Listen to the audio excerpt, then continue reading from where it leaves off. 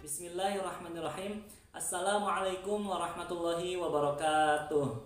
Hamdan wa syukranillah. Alhamdulillah, pada kesempatan yang berbahagia ini, insya Allah kami dari kelompok 11 akan mempresentasikan makalah kami mata kuliah ilmu aswad yang berjudul Al-Fonem wal Alofon. Baik, untuk mempersingkat waktu, kita langsung saja berangkat menuju pemaparan materi. Oke, baik, terima kasih sebelumnya. Perkenalkan, nama saya Jaida Biadi. Di sini saya akan menjelaskan tentang fonem. Nah, apa sih fonem itu?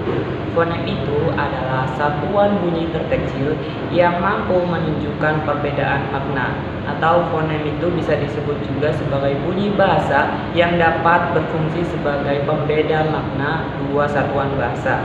Nah, agar lebih mudah dipahami, contohnya itu dalam bahasa Indonesia seperti kata baru dan bahu, yang masing-masing terdiri dari 4 buah bunyi. Dan perbedaannya itu hanya pada bunyi ketiga, yakni huruf R dan H. Maka dapat disimpulkan bahwa bunyi R dan H adalah dua fonem yang berbeda di dalam bahasa Indonesia, yaitu fonem R dan fonem H. Nah, dalam bahasa Arab itu contohnya seperti jabaro, jabala, dan jabana. Pada contoh bagian ini, bunyi terakhir dari kata itu berbeda dan semuanya berakibat pada bedanya makna dari kata tersebut.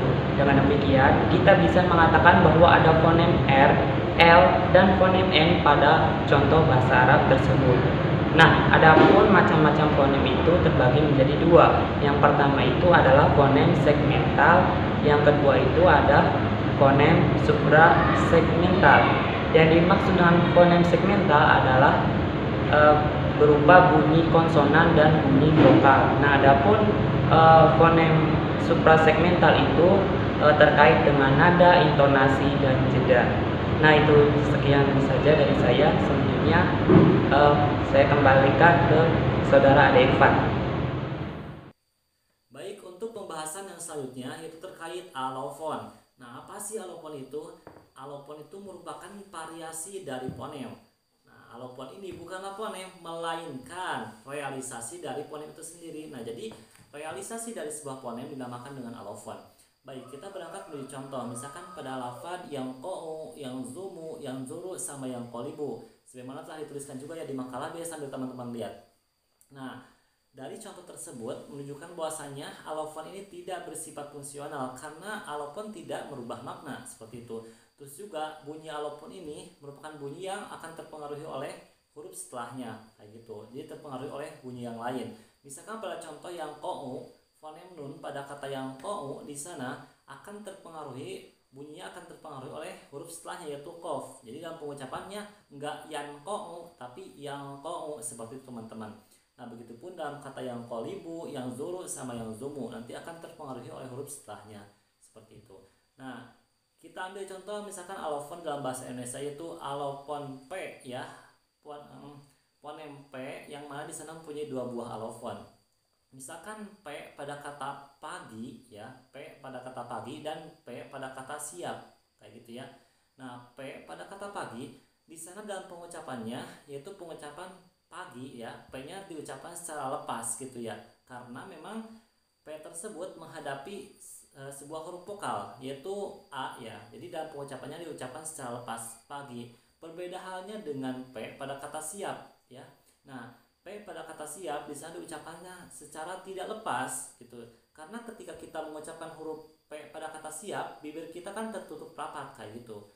Nah, seperti itu teman-teman. Jadi dari hal tersebut menunjukkan bahwasanya fonem P ini memiliki 2 buah alofon atau 2 buah variasi, seperti itu.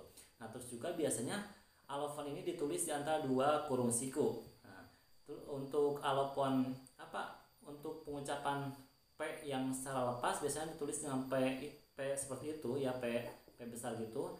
Nah, adapun kalau misalkan P itu diucapkan secara tidak lepas biasanya ditulisnya dengan P aksen. Seperti itu teman-teman.